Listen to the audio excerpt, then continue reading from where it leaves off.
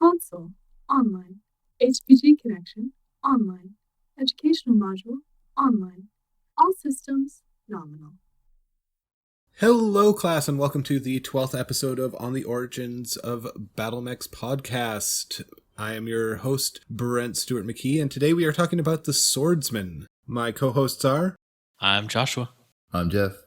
So the Swordsman is a prototype, effectively. It never got widespread distribution, even though it was slotted to it. And so we really only have these two models to look at, which is unfortunate because I think the design has a lot of promise. Yeah, you can definitely see how other designs, especially in the medium class, could have evolved from this Swordsman. Mm-hmm. Yeah, especially like with it's got that sort of shoulder-mounted missile launcher, shoulder-mounted like auto cannon. It harkens towards like either the Griffin or the Shadowhawk. Yeah, or that missile launcher is even reminiscent of the Thunderbolt. Absolutely. So this was one of the very first projects greenlit by Prince James Davian upon his ascension, designed as a midweight mass-produced and cost-effective mech to swell the AFF's growing battle mech ranks, supporting the heavy designs. It was intended to be mass-produced on multiple worlds throughout the Federated Suns. So why have we never heard of this before? Yeah, especially since, this is literally commissioned as a trooper mech. Basically, nepotism is why we don't see more of it. Yeah, so it really started with Jericho Industries on Robinson, who took point on the design by way of buying their way into command with backroom deals and influence. All of this was primarily orchestrated by Mikhail Rostov, Jericho's primary stockholder, and the Terran March princes. The Swordsman had a development of 5 years, rushed to say the least, and so it suffered from design issues, some minor and inconvenient, others some being absolutely catastrophic. The model was pressed into service in the Terran March, but the rest of the AFFS did not accept the design into its ranks. As such, production never spread beyond the world of Robinson. So James Davian's mandate was left unfulfilled ultimately. Yeah, and it's interesting. It's the design requirements were for a fairly lightweight, what we'd consider a medium weight mech, but it had to carry the same Class 5 autocannon that the original Mackie had, and they only wanted it to match the Mackie's movement speed, which granted, well, this is a primitive design, at least the Swordsman 1 is, so you can kind of see it, but at the same time, it's only 40 tons. And you've got it moving 3.5. That's pretty abysmal. Yeah, that's not the speed you want to be going at that tonnage. Do you think they sort of hamstrung it a bit by sort of being so narrow-minded with their design philosophy? I think ultimately it also had to do with a lot of growing pains because we're still at the era where we're figuring out design. And this is something that is one of the first light designs created not only by any house, but the Federated Suns. Like, the only other light design we've seen is the Commando, which we covered last episode, and it's 25. Yeah, so this is the second medium mech we've seen, and it's the second lightest mech we've seen. Mm-hmm. No, wait, yeah, no, the Kyoto was a 45. I think the Kyoto had more of a defined role, though, whereas this is sort of doesn't know where it wants to be. At least initially.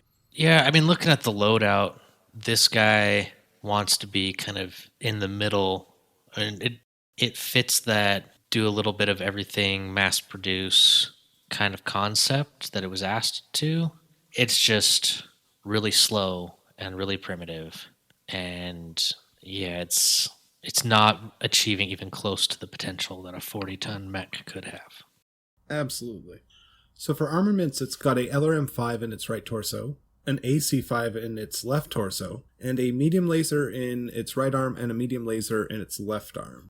And it's able to sink 10 heat with 10 heat sinks. And as we discussed, it has a movement profile of 3.5, which is not amazing. This is, surprisingly, the third design that they submitted and the first one to be accepted. I imagine what hit the cutting room floor. Yeah. Well, it's interesting. They might have had something really good hit the cutting room floor because they submitted all three designs at the same time. But this might have been the only one that Mikhail Rostov said, yes, this is the easy to mass produce trooper mech that was asked for. Yeah, so this model specifically has the design quirks of having accurate AC5, ammunition feed problems in the AC5, poor workmanship, and it has a searchlight. It also has primitive cockpit, armor, and engine. So the battle value is 692 with a point value of 21. Don't forget its bad reputation and it's obsolete in 2482. I can see manning up the AC5 up on the shoulder like that could lead to the feed problem. Mm-hmm. Yeah, I also think, it's going to be more accurate on that side torso rather than in an arm, because that arm has myomer muscles that have to be stabilized and handle recoil, where up there on the shoulder, you can handle all the recoil through the mech's chassis instead of trying to muscle it into place. Yeah, so after the Swordsman 1 was a bit of a disappointment, Jericho Industries debuted the Swordsman 2 in 2482, which is when the 1 went obsolete. And it fixed most of the problems experienced in the original model. And at the same time, because it was no longer using primitive tech, it moved the speed up to the 4.6 profile and increased the armor. The weight savings from moving from primitive to standard tech also allowed them to add in an SRM 4. And they also added a small laser to the head. That's a carryover from the Emperor.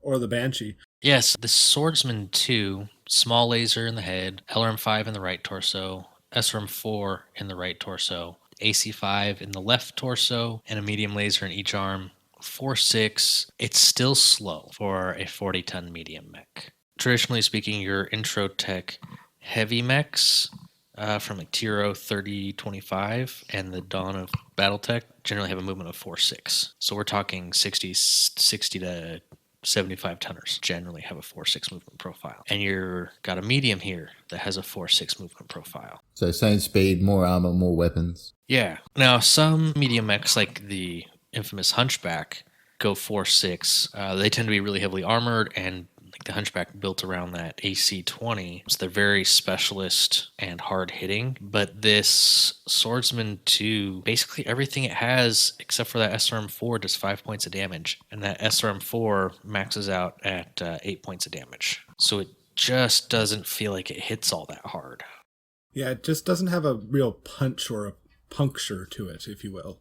My real world scenario, I think as a infantry support mech, it does all right. The AC5 is a decent cannon to engage strong points. The LRMs and the SRMs, missiles are always great for raining shrapnel down on opposing infantry formations. So I think it can do that well. It's just when you're having to deal with enemy armor, especially enemy mechs, this guy just doesn't feel like he's really, really going to be cutting the mustard with that slow movement profile. I feel like he wants to support a Centurion on the battlefield. Yeah, even if you bumped him up to a 50-tonner like the Centurion, and he was a baby Thunderbolt or a baby Orion or something like that, he wouldn't be too bad at 50 or 55 tons. But at 40 tons, the 4.6 movement profile is unacceptable. Do you think the head laser was just basically just sort of thrown in for a filler? It feels like it.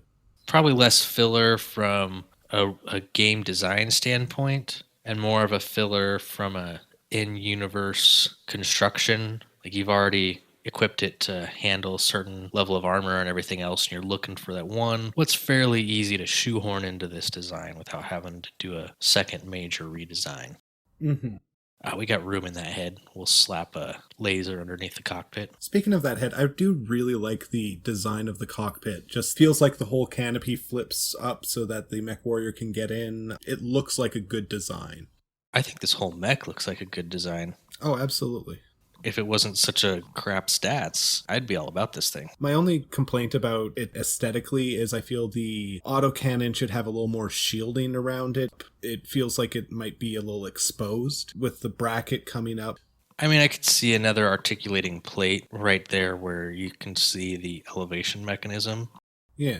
So I'll give you that. But at the same time, I think artistically, it looks pretty sweet. Oh, yeah. Like, this is me nitpicking.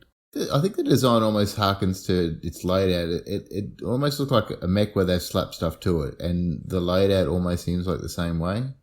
Yeah, it's kind of designed by committee. Oh, let's throw one of these things on here. Yeah, what have we got in the back? Oh, yep, throw that in. Yeah. I was just said that it just hasn't got a focus of like, I'm supporting here. I have these long range weapons. I'm up close. I have these weapons. It's just sort of throw a bit of everything together and just see what happens. Yeah, and the TRO even talks about that with the AC5. That wasn't we want to design a mech around the AC5. It was, we have class 5 autocannons and we're manufacturing those, so use them because we don't want to develop something else. And I think you're absolutely right. The 3 different designs, the nepotism, it is a design by committee kind of mech. So this guy has a battle value of 803 and a point value of 25. And this model stayed in production until the end of the Davian Civil War, when first Prince Alexander Davian ordered it shut down during the dissolution of the Terran March, and the bulk of the remaining regiments were folded into the developing SLDF in 2571. The units that remained active after the Reunification War were mothballed or transferred to militias, resulting in the units being active until the Amera Civil War, which is impressive in my opinion, considering how small of a production run it had and how unevenly distributed it was. Again, it can fulfill that infantry support role. And if you're dealing with pirates and stuff like that, they have to come to wherever you have the valuable stuff. So 64 kilometers an hour is probably good enough, and you've got a decent mix of weapons to deal with them. It could almost be like a rearguard sort of mech. Yeah, I could see that. I mean, I imagine it worked quite well as a garrison unit. Yeah. So because there are so few of these guys for us to talk about, we decided to do a little thought exercise, and you are a, noble lordling, and you've just inherited a swordsman and a nice big inheritance because your parents died in a tragic accident and insurance payout is what it is. Make it what you want. Yeah. So what'd you do for yours, Brent? So what I did for mine was I stripped a lot of the weapons out and kind of rebuilt it from scratch. We started by adding endo steel and an XL fusion engine and XL gyros, and then adding double heat sinks, just as a good starting point. And then I looked back to its design and tried to figure out what it wanted to do. And I really felt the LRMs were not working. So I stripped those out, did not replace them. I upgraded the SRMs to an SRM6. I replaced the AC5 with a rotary AC5. And then in the right arm, I added a ER medium laser and a medium pulse laser for the standard laser. And I did the same in the left arm. Okay, so you've got an SRM6, a rotary AC5, 2 ER medium lasers, and 2 medium pulse lasers? Yep, and I can vent 20 heat. The battle value rung in at 1289. Yes, sorry, I also upgraded the movement profile. Cool. With the 5.8 movement profile, this seems like he seems like a very mid-range to brawler kind of guy. He wants to get in there. I figured he's the guy who wants to oh no, we got a push coming up here. He runs around and fortifies the line, Gotcha. Just stands up on the bluff, takes those shots with the medium lasers as they come, unloading that rotary as it is available. Okay, so how about you, Geoff? What'd you do for your swordsman redesign? So not being entirely familiar with tabletop game, I didn't have an exact design philosophy. So I stripped out all the weapons. I gave it endo steel chassis. I gave it an XL engine, and I put an ER medium laser in the head, a MML9 in the torso, and a ER large in either arm. And so I've got a ton of each type of ammunition too. So okay, I like that MML swap you did there, because so far it looks like you've upgraded that small laser in the head to an ER medium, and the medium lasers in each arm to ER large lasers. Just deleted the autocannon, and then drastically upgraded the missile firepower. I do like the MMLs. Yeah, the 9 there feels like you're not wasting the LRM, and the SRM gets an upgrade as well. Yeah. I also upgraded the heat sinking too to doubles, and there's 12 of them. Yeah, looks like you're generating 34 if you alpha strike, so it'll run hot, but this is a solid kind of sniper long range fire support guy. Yeah, I didn't change the movement profile, so I kept that. Yeah, that's a lot of damage. And what about yourself, Josh? What do you bring to the table on this little exercise? Well, instead of going this is Inheritance, I said, what the Swordsworn faction in the Dark Ages, their Aaron Sandoval kind of represents that Terran March area of the Federated Suns that's now part of the Republic of the Sphere. And he's kind of Davian oriented, and he's trying to bring it back into the Federated Suns. And he created the Swordsworn unit. And that was kind of my, what if this powerful man was like, you know what, I need an iconic mech for my faction to lead us back into the Federated Suns. So his resurrected Swordsworn has upgraded the chassis to endo steel, upgraded the engine to a light engine, upgraded the heat sinks to double heat sinks, and then the autocannon is upgraded to an Ultra AC5. The medium lasers are both upgraded to ER medium lasers, and then to make up tonnage for all of this, I traded both the LRM-5 and the SRM-4 for a single MML-5 with 2 tons of ammo. So it provides the same LRM firepower, and it improves the SRM firepower slightly. And then because this is kind of a totem mech concept, I scraped together enough free tonnage and space to give it a sword in the right arm. So this is a real swordsman mech. Oh, and I gave it TSM. So it's got a base movement profile of 5'8" and a TSM movement profile of 6'9". Nice. Well, that'll help with the sword. Yeah. The only problem, so to speak, is it generates 15 heat and dissipates 20. So you gotta shut down heat sinks in order to manage your TSM. So it's kind of a whoops. We didn't think this redesign through all the way, but I liked the combination of TSM and the sword. Yeah, no, definitely. It's an interesting design. I like it. Yeah, and I think, again, we were talking about earlier, the 4.6 is pretty slow for a medium. 5.8 is kind of, in my opinion, minimum speed for a medium, unless you're, that hunchback. So getting this up to 6.9 with TSM felt really good, too. So there's no notable pilots associated with this, obviously? Unfortunately, no. Who knows? Maybe with these recognition guides, we'll get another one and some more Kickstarter characters. Stranger things have happened. So, our sources today are Sarna, Battletech Battlemech Manual, Master Unit List, Experimental Tech Volume 4, Solaris Skunkworks, and shoutouts to the Sarna community, Wolfnet.